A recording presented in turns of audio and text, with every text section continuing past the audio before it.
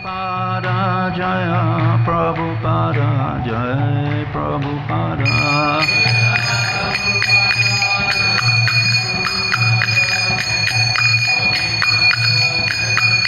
Jaya Jaya Prabhupada, Prabhupada, Prabhupada Jaya Prabhupada.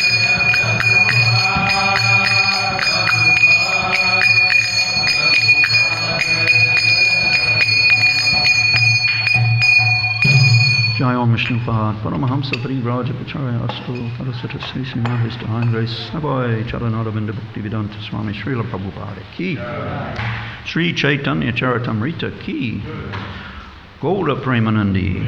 Oh, glories to the assembled devotees. Oh, glories to the assembled devotees. Oh, glories to the assembled devotees. Oh, glories to Sri Guru and Sri Gauranga. Jaya Jaya Sri Caitanya Jaya Nityananda Jaya Advaita Chandra Jaya Gaura Bhakta Vrinda Jaya Sri Caitanya Jaya Nityananda Jaya Advaita Chandra Jaya Gaura Bhakta Vrinda Jaya Jaya Sri Caitanya Jaya Nityananda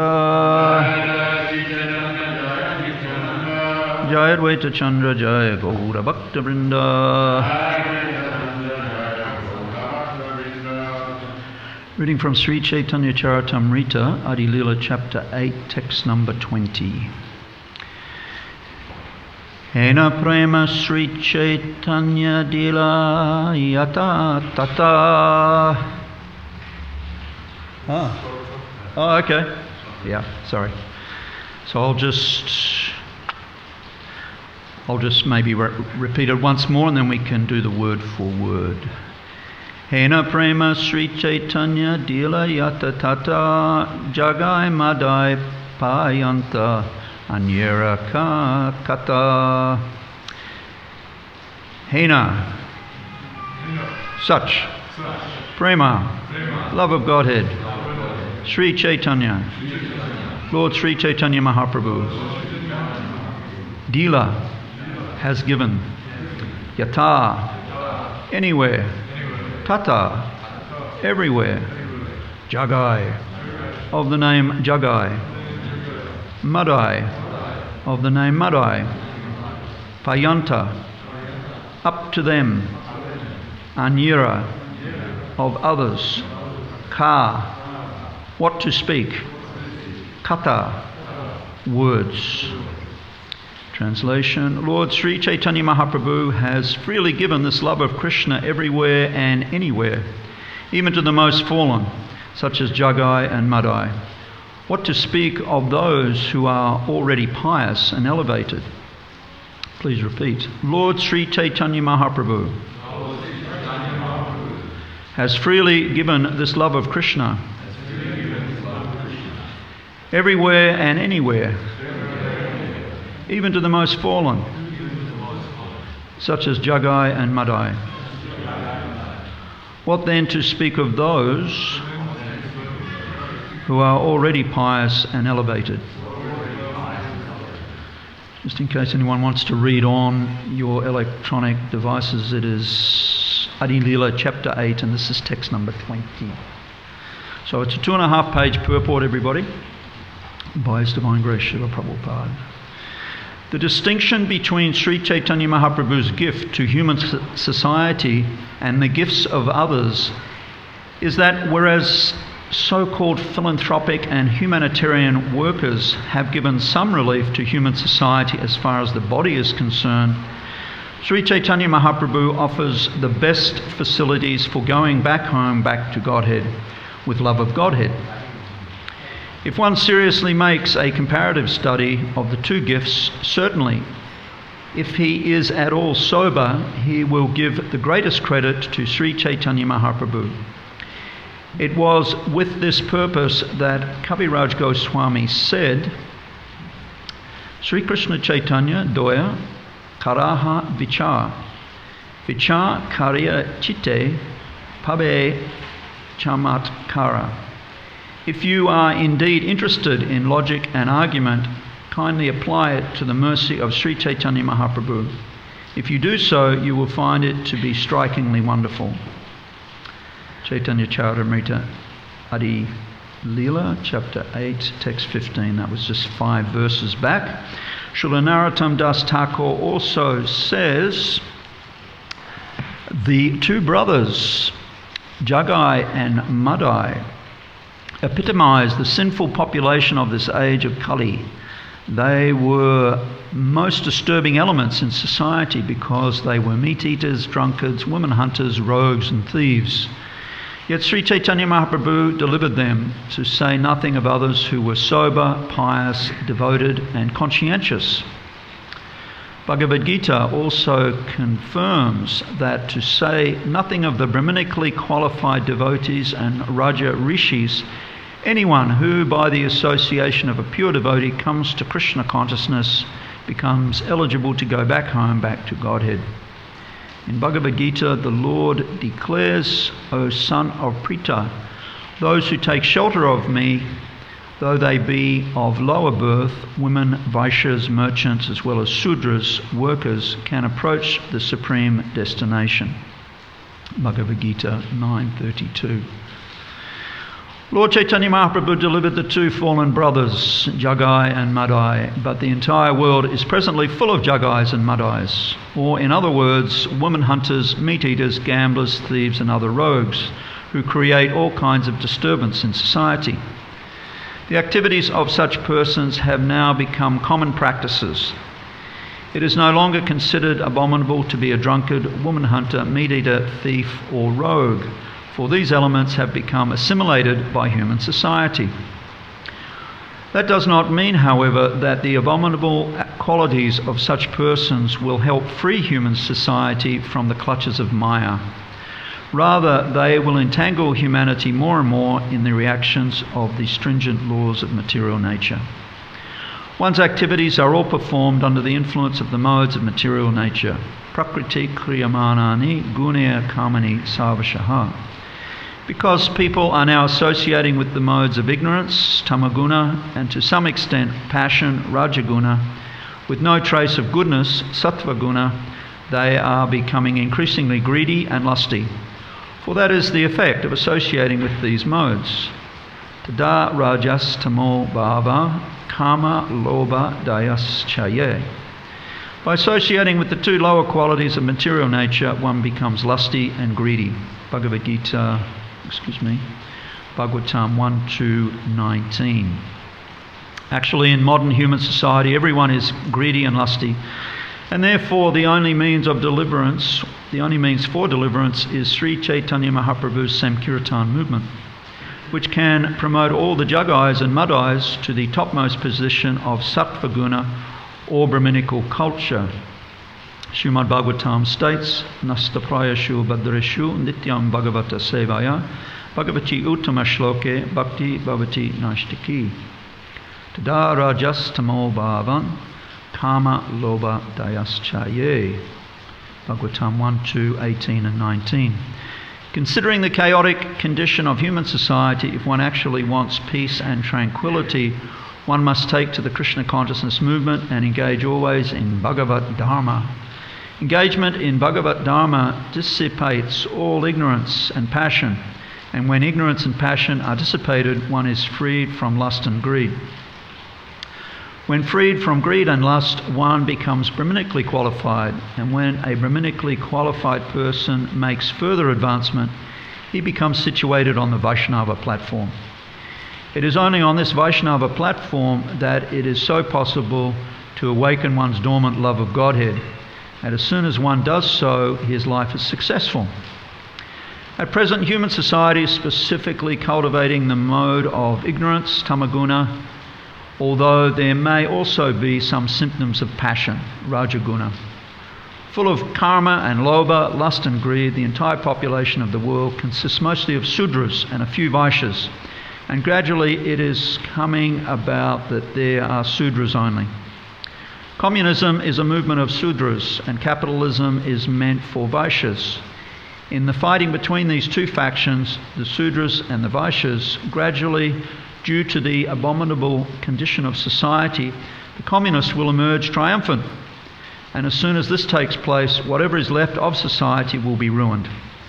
The only possible remedy that can counteract the tendency toward communism is the Krishna consciousness movement, which can give even communists the real idea of communist society.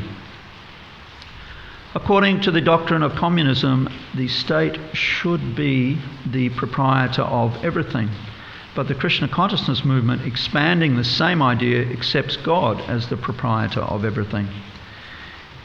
People cannot understand this because they have no sense of God, but the Krishna consciousness movement can help them to understand God and to understand that everything belongs to God.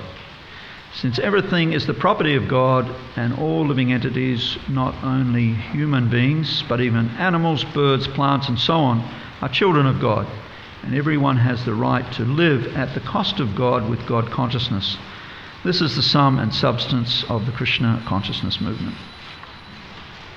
Let's read this translation again. Lord Sri Caitanya Mahaprabhu has freely given this love of Krishna everywhere and anywhere, even to the most fallen, such as Jagai and Madai. What then to speak of those who are already pious and elevated? Mama Jnana Timirandasya Gyananjana Shalakaya Chakshu Unmilitam Jena Tasmai Sri Gurave Namaha. I was born in the darkness of ignorance, and my spiritual master has very kindly come, forced open my eyes with the torchlight of transcendental knowledge. I offer my most respectful obeisances unto his lotus feet. Kavi Kanapur has identified in his Gora Ganadesh Dipika who Jagai and Madai are. They are the two former gatekeepers of Vaikuntha, who were cursed by the four Kumaras to take birth in this material world. Jai and Vijay were considered by the four Kumaras to be uncultured because they wouldn't allow them in to see Lord Narayan. Considering that they were just 5-year-old boys, and what business did they have? Of course, Lord Narayan came quickly to the scene and offered them different benedictions. Either they could take 7 births in the material world as the Lord's devotees, or if they were hasty to return to Vaikuntha, to their service there, then they could just take 3 births as the Lord's enemies, and that would facilitate the Lord enjoying his fighting proclivity. That sporting propensity originates in the Supreme Personality of Godhead. So this is who Jagai and Madai are. And it's a very famous pastime. One day Mahaprabhu instructed Nityananda Prabhu and Namacharya Haridas Thakur to please go door to door in Navadvip and ask all the residents to please chant the holy name of Krishna. So the two divine personalities, Lord Nityananda and Haridas Thakur, they went about fulfilling that order, and in some households they got a very warm welcome. They were invited in, and the householders would want to feed them and give them refreshments, but they said the only charity they wanted was that those householders please chant Krishna's holy name. And they would agree to do so henceforward. But in other households, they didn't get such a warm welcome. Some of the householders were hostile, inimical, and instead they tried to instruct Lord Nityananda and Haridas It's due to your associating with that madman, Nimai Pandit, that you've also gone mad. So we would advise you not to associate anymore with him. So this is the nature of a preacher's activities. Some souls are favourable, some are unfavourable, but the preaching goes on. Towards the end of their first day, Lord Nityananda and Namacharya Haridas Thakur, they came to one street and they could see down the end of the street there was a fist fight going on. Two men were fighting with one another, pulling each other's hair, throwing punches. It was quite violent. So they asked from some of the local residents, who are these fellows? So the locals said, well, that's Jagai and Madai. They're brothers. Jagai and Madai, their original names were Jagannath and Madhava. And they were actually born in a very respectable Brahmin family. But they were the black sheep of the family. So somehow or other in their youth they'd become utterly corrupted and become debauchees. So the local people instructed, please don't approach them. They will beat you. They've already beaten all of us. They've been arrested many times by the constables, put in prison, but they're incorrigible. There's no hope for them. And for your own welfare, your own well-being, please. But Nityananda Prabhu, he felt that Chaitanya Mahaprabhu, who's famous as Patita Pavana, the deliverer of the most fallen, that they were duty-bound to at least approach and ask these two fellows, please chant Krishna's names. So they did that. And of course what unfolded was very dramatic, and the two drunkards, Jagai and Madai, became very angry and started to chase after Lord Nityananda and Haridas Thakur, wanting to capture them and beat them severely. They were intoxicated, very angry. So as Lord Nityananda and Haridas were running away, a mock battle started up between the two of them, but actually Haridas Thakur, being a little older, he was complaining bitterly to Lord Nityananda that we should have listened to these local people. Now, see what a pickle we're in. If we manage to escape from this with our lives, then I'm going to complain bitterly to our Lord. This is the problem. You're a drunkard and you like to associate with other drunkards. Nityananda Prabhu, of course, we must note, his intoxication is ecstatic love of Godhead, Krishna Prema.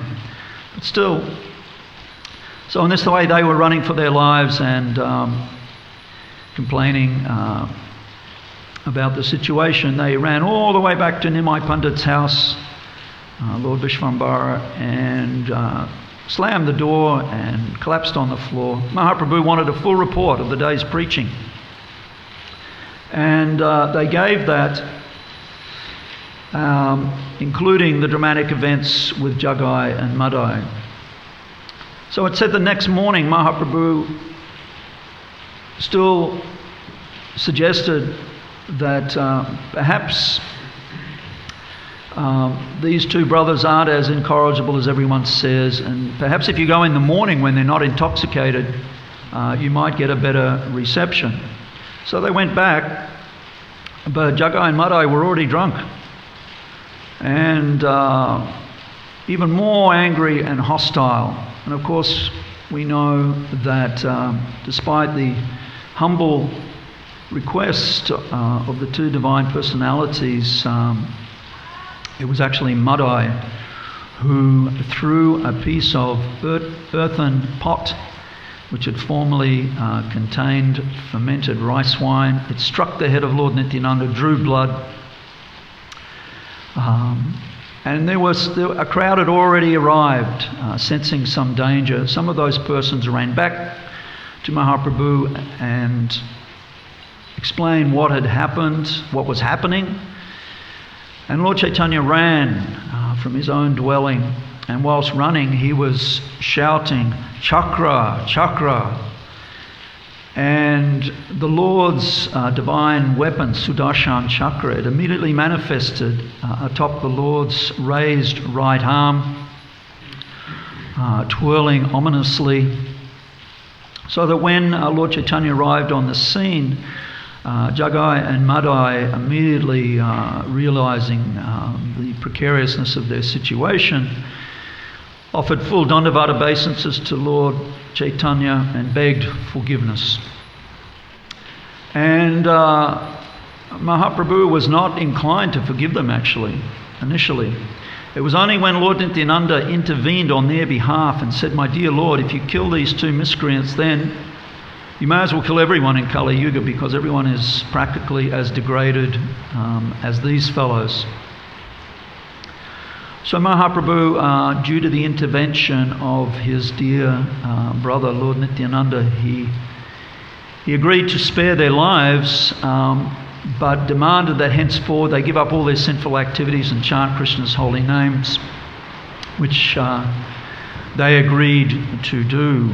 And henceforward, starting that very day, they began to chant the Hare Krishna Maha Mantra at least 1 or 2 lakhs every day. And they became very staunch renunciants. And all the local people were amazed at the transformations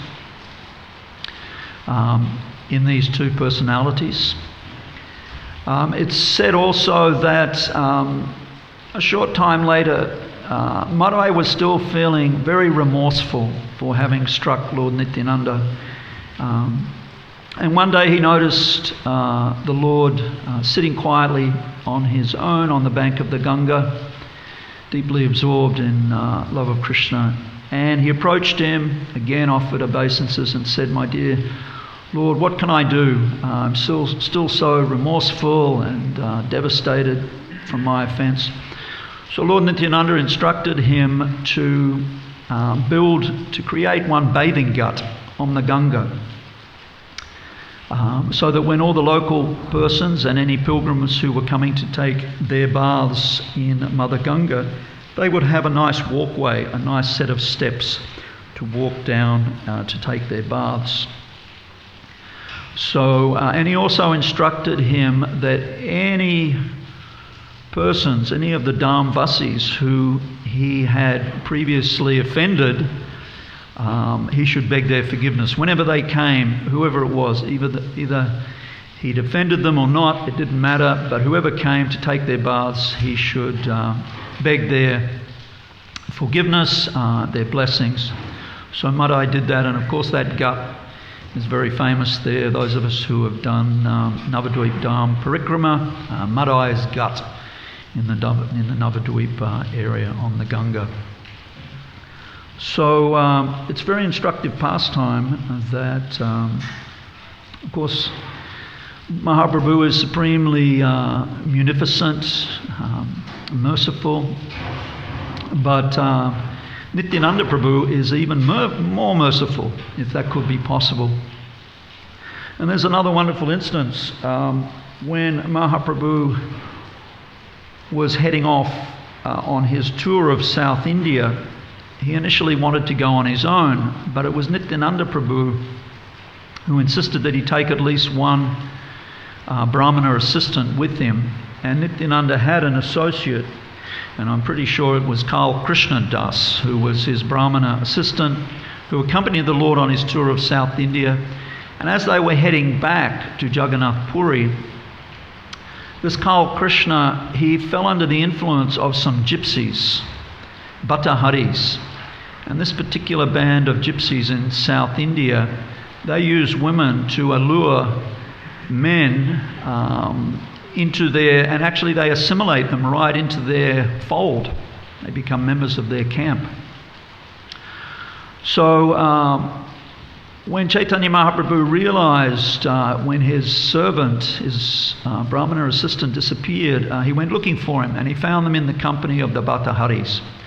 And quite a tense standoff ensued, where Mahaprabhu had to demand that they give back his assistant. He said, "I'm a sannyasi, this man as my only travelling companion and assistant.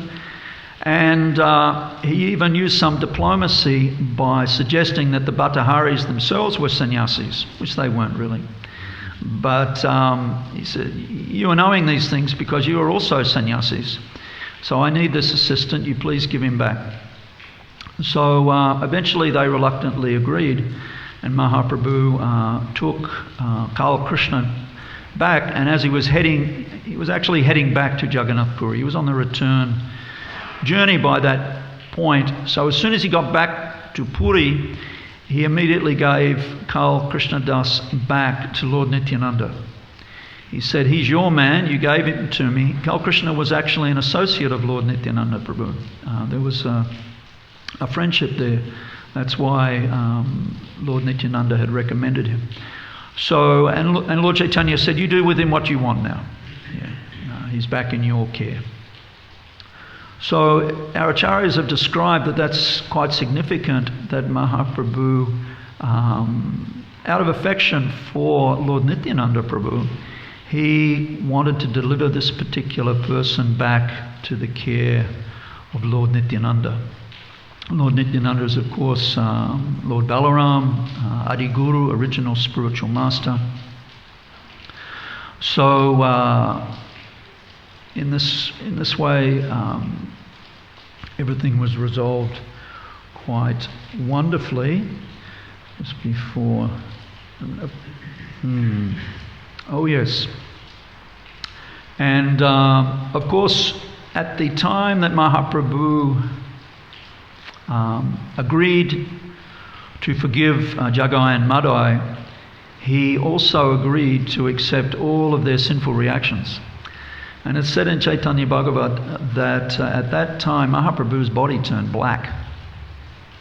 And Advaita Acharya was there at the time. He'd come and he said, my Lord, you look just like Krishna. So in this way, and it's also said that during the pastimes of Chaitanya Mahaprabhu and his associates, all of the demigods would come there to observe these wonderful pastimes. Demigods who hadn't already incarnated to assist Mahaprabhu in his pastimes, they would come there and observe with great interest and relish. And of course Yamaraj has many assistants, and one of those, his foremost, is Chandragupta. And it's said that Chandragupta said to Yamaraj, if it wasn't for Mahaprabhu's intervention and mercy, I don't know what would have happened to these two fellows. There wasn't a sinful activity or a criminal activity they had not performed. So Chandragupta said to Yamaraj, even if I was to sit down for 1 month, I could not tabulate all of the bad things that they had done. So, and of course we know it is a nasty age, Kali Yuga. But the great good fortune, even though it's an ocean of faults, Kali dosha nide rajam asti eko mahan gunan kirtanyadeva krishnasya mukta sangha param rajet. Even though the age of Kali is an ocean of faults, there's one great redeeming factor or quality, and that is simply by chanting the holy names of Krishna, one can achieve all perfection and go back to the spiritual world. So, and of course that's done very, very sublimely and very easily. But we need a taste. We need to get a taste for these devotional activities. Susushra Shradanasya Vasudeva Katha Ruchi. One develops a taste for hearing about Krishna by serving Krishna's devotees. That's the secret. We want to get that taste to hear about Krishna more and more and more. And by rendering service to Krishna's devotees, the Vaishnavas, they may be very high-grade devotees, intermediate, or just beginning on the path. Krishna is more enthused than when we serve him directly, when we actually serve his devotees. And that creates, of course, a wonderful atmosphere in the temples of Srila Prabhupada when the devotees are really to associate with one another and serve one another in a very loving way. Those 6 symptoms of love have been described by Rupa Goswami. Tadati pratigrinanti guyam akyati prichati bhunkte bojayate chaiva sadvidim pratilakshanam. Offering prasadam to a devotee and accepting prasadam in return, offering gifts and accepting gifts, revealing one's mind in confidence and inquiring confidentially. These are the 6 symptoms of love shared by one devotee and another. So when that atmosphere is there, it's so delightful. It's so much beyond any other atmosphere that one can try and find here in this material world. And of course, by cultivating this bhakti lifestyle, Tesham satata yuktanam bhajatam pratipurvakam dadami buddhi yogam tam yenamam upayanti te. To those who are constantly devoted and worship me with love, I give the understanding by which they can come to me. So Krishna encourages us from within, and spiritual master and Vaishnavas encourage us from without to make progress more and more and more.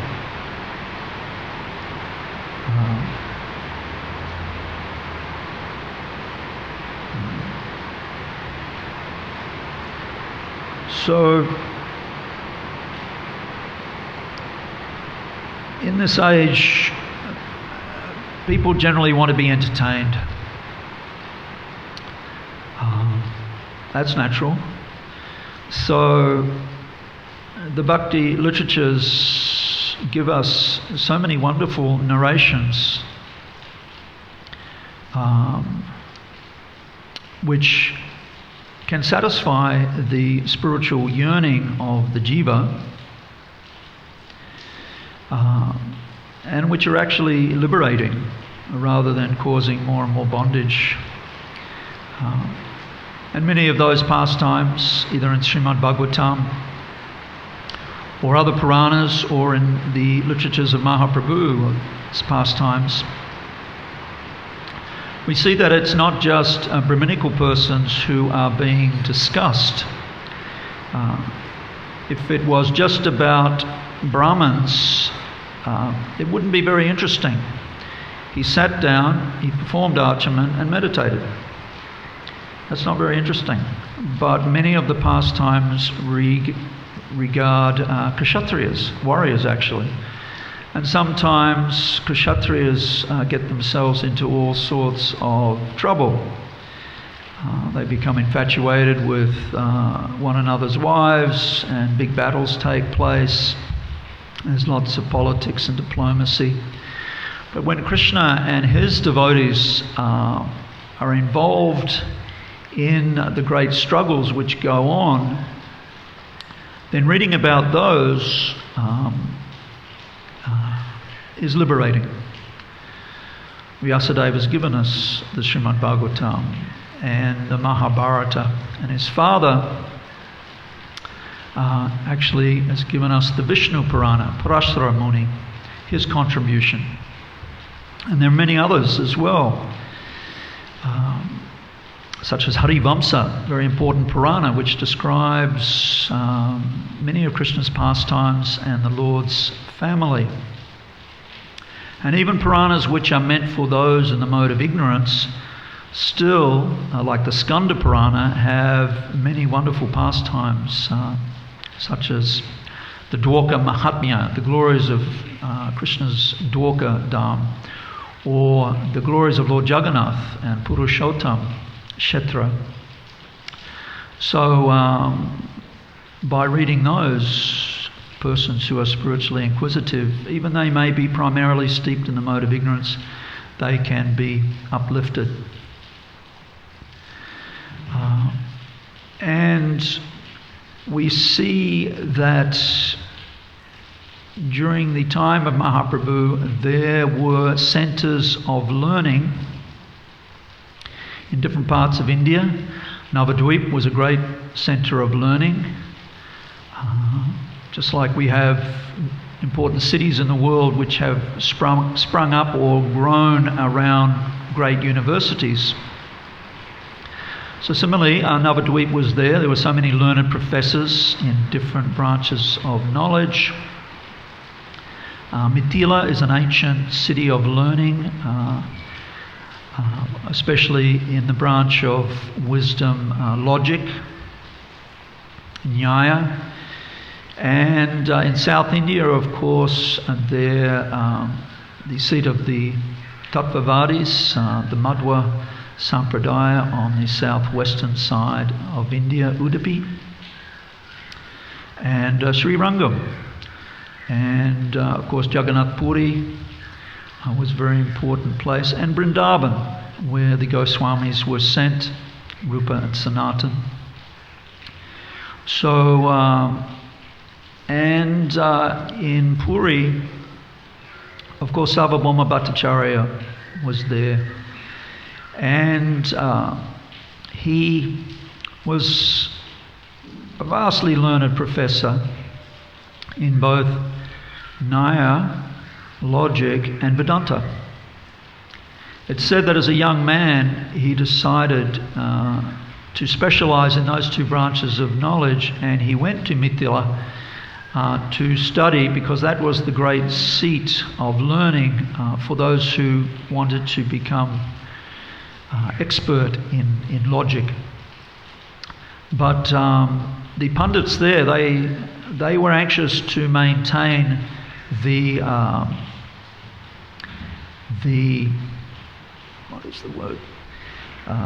superiority or the prestige of their particular city.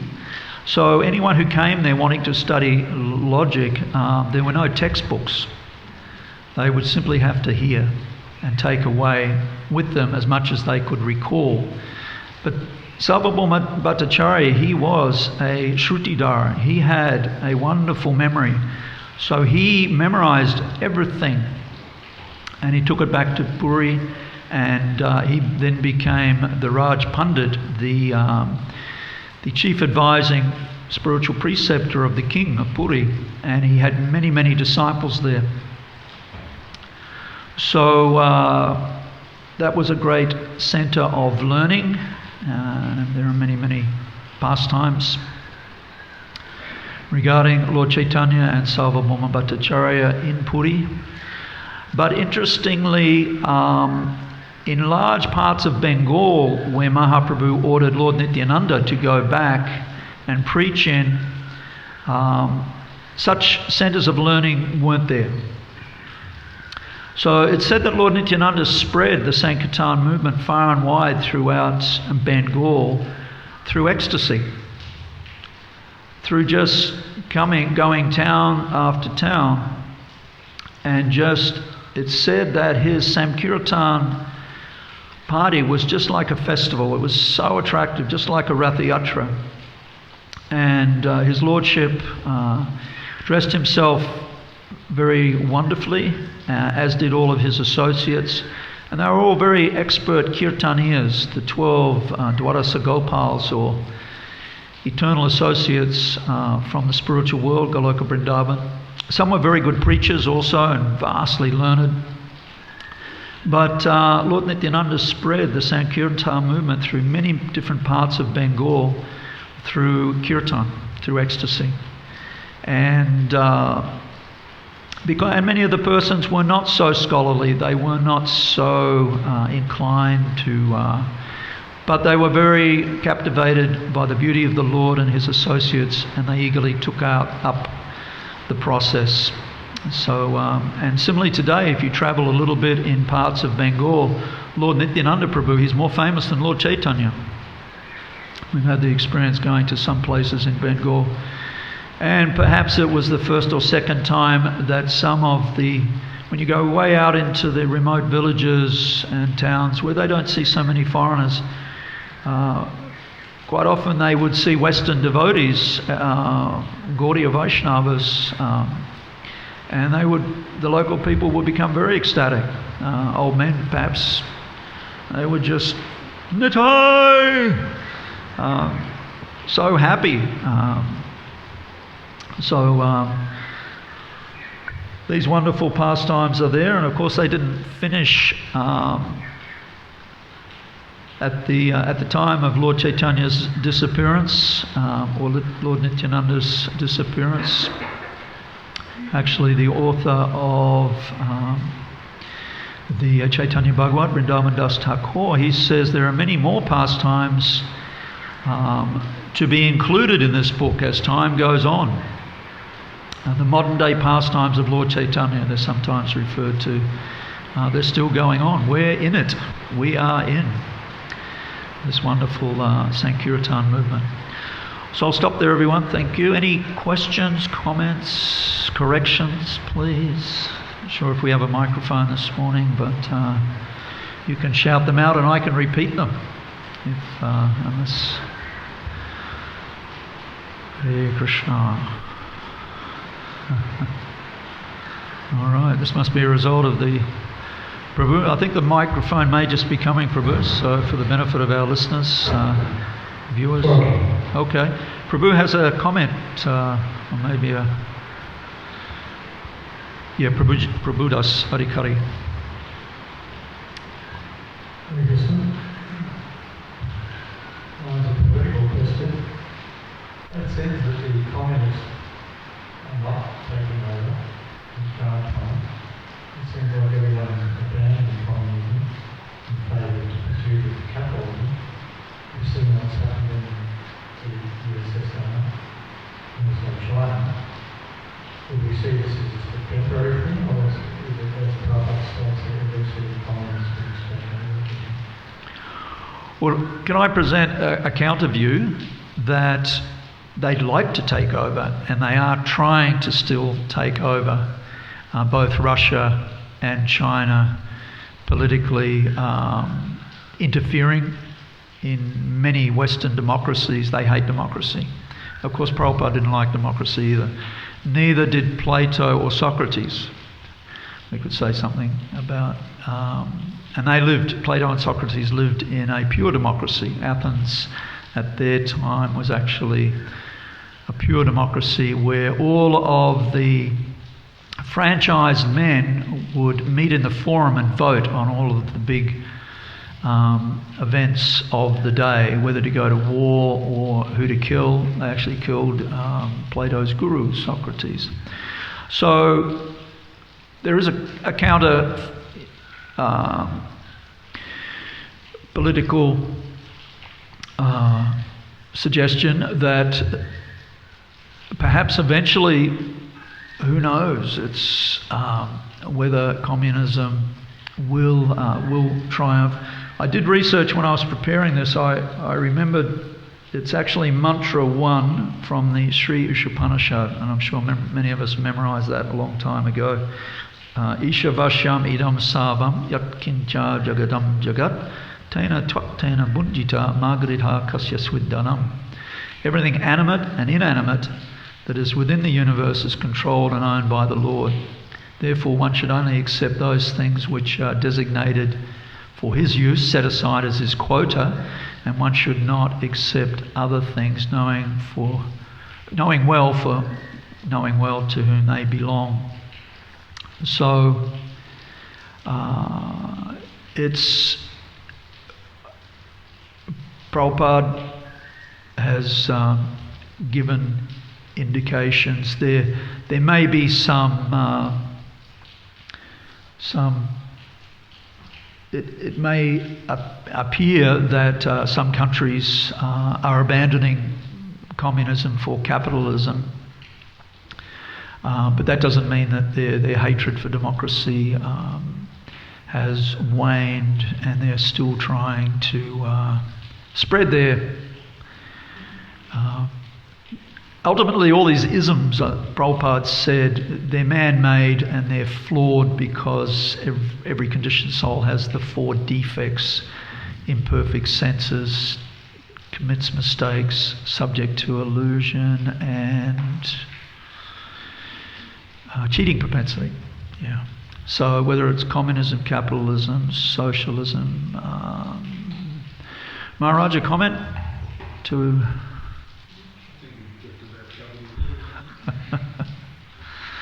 Anything else? An interesting point about, your point about actually there's still that attempt to prevail in their ideology, not satisfied just in their own area. They want to go all over and exert their influence. Yes. Anything else? All right. I'm also thinking that in the story of Jagad and Dai, that there's other descriptions of how they would sometimes, the Kirtan would go out every day, and so they would regularly encounter Jagad and Dai. So sometimes they were drunk, they were pretty much drunk all the time. But sometimes they would be favourably disposed in this description. Just like, any drunk, they say, oh, really good singing, really good singing today, really good singing, and then they would follow the Kirtan party, and just sometimes we experience when we go out and get the but the next moment, as the case is with a lot of drunks, they change their mood and go on Kirtan.